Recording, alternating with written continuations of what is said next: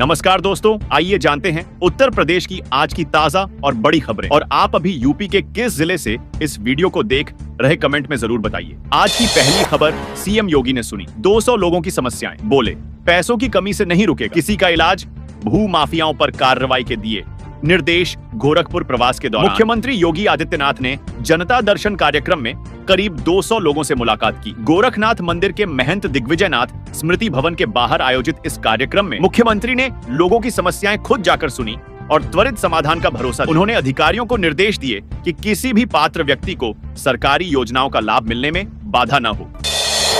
लाख कर्मचारियों पेंशनर्स को तोहफा, महंगाई भत्ता बढ़ा, जाने कब खाते में बढ़कर आएगी सैलरी। मुख्यमंत्री ने 1 नवंबर से कर्मचारियों और पेंशन धारकों को 4% महंगाई भत्ता देने की मंजूरी दे दी। इस तरह डी 28% से बढ़कर 42% हो गया है। पंजाब के लाख सरकारी कर्मचारियों और पेंशनरों के लिए खुशखबरी है। केंद्र और कई राज्य सरकारों के बाद अब भगवंत मान सरकार ने महंगाई भत्ते और महंगाई राहत में 4% की बढ़ोतरी की है, जिसके बाद डीए 38% से बढ़कर 42% पहुंच गया है। नई दरें 1 नवंबर 2024 से लागू होंगी। पंजाब सरकार के इस निर्णय से 650 लाख से अधिक कर्मचारियों पेंशनर्स को लाभ मिलेगा। इससे पहले दिसंबर 2023 में 4% महंगाई भत्ता बढ़ाया गया था, जिसके बाद डीए 34% से बढ़कर 28% हो गया था। अब फिर राज्य सरकार ने 4% वृद्धि की है। हालांकि केंद्र से तुलना करें तो राज्य कर्मियों का डीए अब भी 11% कम है, क्योंकि वर्तमान में केंद्रीय कर्मचारियों को 3% डीए का लाभ मिल रहा है।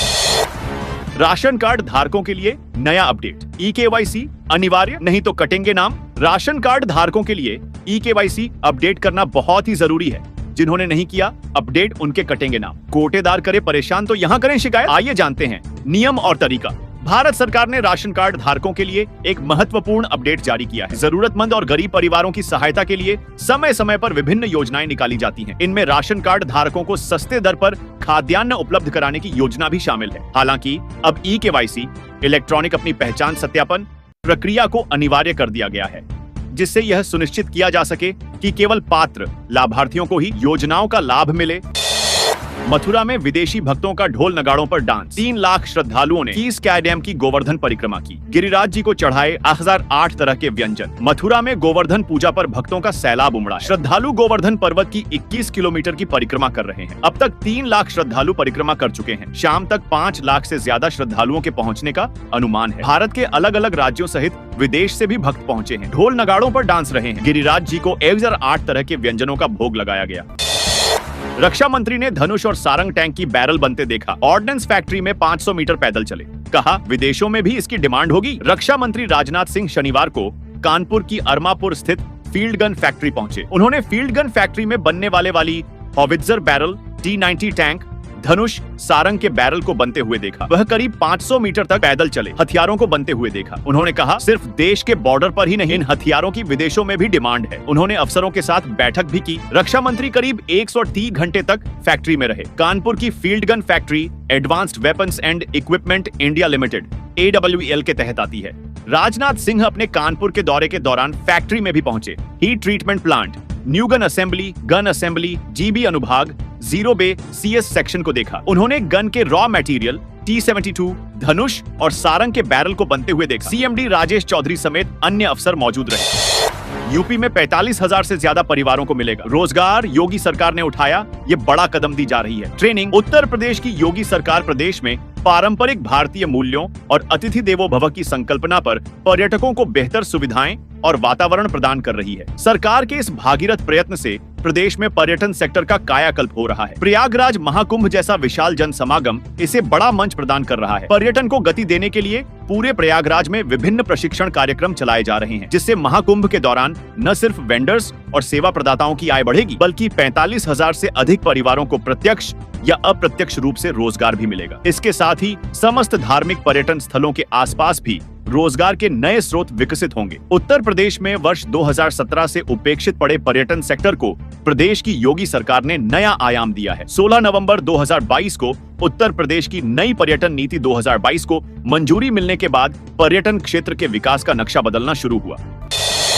बटेंगे तो कटेंगे, पर मायावती का वार, बोली बीएसपी से जुड़ेंगे तो आगे बढ़ेंगे और सुरक्षित रहेंगे। भाजपा के बटेंगे तो कटेंगे के बयान पर मायावती ने पलटवार किया है। इस दौरान उन्होंने सपा को भी निशाने पर लिया, कहा कि बीएसपी से जुड़ेंगे तो आगे बढ़ेंगे और सुरक्षित रहेंगे, ये असली नारा है। यूपी में दीपावली पर 600% बढ़े बर्थ और 50 ट्रॉमा के मामले रात भर दौड़ती रही। 108 एम्बुलेंस दिवाली पर मरीजों को रात दिन सेवाएं उपलब्ध रही। 108 एम्बुलेंस लगातार सेवाओं में आग लगने के मामलों में 600% और ट्रॉमा केसेस के मामलों में बढ़ोतरी हुई। अयोध्या के 1000 मंदिरों में अन्नकूट पूजा, देखें तस्वीरें। 56 प्रकार के व्यंजनों का लगा भोग, गूंजे जय जय श्री राम के नारे, भक्तों ने सजाई झांकी। अयोध्या में दीपावली के दूसरे दिन अन्नकूट पूजन किया गया। 56 प्रकार के व्यंजनों का भोग लगाया गया। इसमें पूड़ी कचौड़ी, मालपुआ, चूरमा, महाप्रसाद, कढ़ी, दाल, खीर, सूरन का चोखा, आंवला, सोया मेथी पालक, सीताफल अगस्त के फूल दही, बड़ा पंचमेवा, रतुपल आदि 56 प्रकार के व्यंजन तैयार किए। इसके बाद भगवान श्री राम और जानकी लक्ष्मण का स्वागत किया गया। इसे श्रद्धालुओं ने ग्रहण किया। इसके बाद मंदिरों में जगह जगह झांकी सजाई, साथ ही जय श्री राम के नारे लगे। लखनऊ में वर्ल्ड चीफ जस्टिस की कॉन्फ्रेंस 22 से सीएमएस आएंगे। हाईलाइट देशों के डेलीगेट रक्षा मंत्री राजनाथ सिंह भी होंगे शामिल। लखनऊ के सिटी मॉन्टेसरी स्कूल सीएमएस में 25वें वर्ल्ड चीफ जस्टिस कॉन्फ्रेंस का 22 नवंबर से आगाज होगा। इस इंटरनेशनल कॉन्फ्रेंस में 48 देश के कई दिग्गज शामिल होंगे। इनमें राष्ट्रपति, प्रधानमंत्री, संसद के अध्यक्ष, न्याय मंत्री, संसद सदस्य, मुख्य न्यायाधीश, कानूनविद जैसी हस्तियां हैं। लखनऊ में आयोजित हो रहे इस इवेंट में रक्षा मंत्री राजनाथ सिंह, कानून मंत्री अर्जुन राम मेघवाल, विदेश राज्य मंत्री कीर्तिवर्धन सिंह, सांसद डा सुधांशु त्रिवेदी भी शामिल होंगे। बहुत सस्ती हो जाएगी बिजली। यूपी में बनेगा ऐसा गांव जहां सौर ऊर्जा से होंगे सारे काम। सरकार से मिलेंगे 1 करोड़। अनुज शर्मा, मेरठ। सौर ऊर्जा के उपयोग को बढ़ावा देने में जुटी केंद्र और प्रदेश सरकार ने गांवों में ज्यादा से ज्यादा सौर ऊर्जा के उपयोग के लिए सोलर मॉडल गांव बनाने की घोषणा की है। अभी प्रत्येक जनपद में एक गांव को सोलर मॉडल गांव बनाने की तैयारी है। इस मॉडल गांव में घरों में बिजली, पेयजल आपूर्ति, स्ट्रीट लाइट, खेतों में नलकूप समेत बिजली के सभी काम सौर ऊर्जा से होंगे। यूपी में आज शुरू हो रहा है आधार सेवा केंद्र। आगरा में खंडारी में 3 नवंबर से आधार सेवा केंद्र शुरू हो रहा है। पहले आधार सेवा केंद्र संजय प्लेस में था। वहां बंद होने के बाद लोगों को काफी परेशानी हो रही थी। 3 नवंबर से सुबह 9 से शाम 5 बजे तक आधार कार्ड बनेंगे।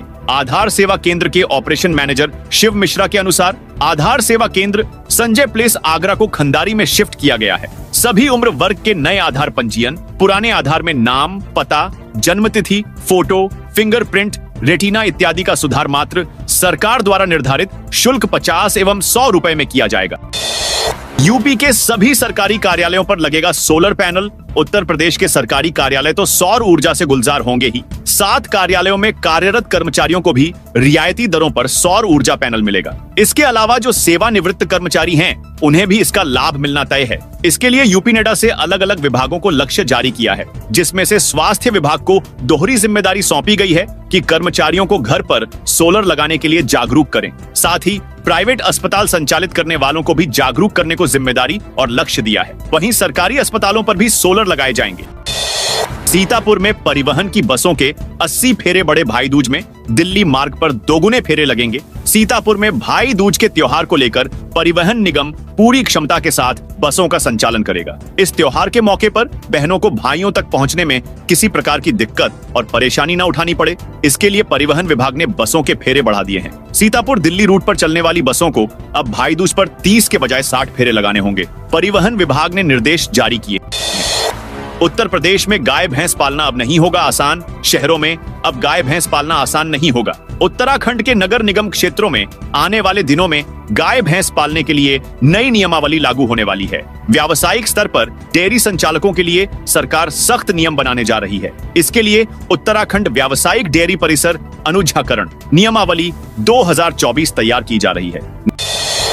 अयोध्या में बंदर ने 35 लोगों को काटा। अयोध्या के महरई मोहम्मदपुर गांव में बंदर का आतंक है। बंदर अब तक 26 महिलाएं और 9 पुरुष को काटकर घायल कर चुका है। ग्रामीणों की शिकायत पर आरओएसपी सिंह का कहना है कि यह मामला उनके विभाग से जुड़ा नहीं है, बल्कि ग्राम पंचायत और नगर पंचायत का काम है। किशोर संबंधित विभाग ध्यान नहीं दे रहा है, जिसके चलते आए दिन बंदर लोगों पर हमला कर रहा है।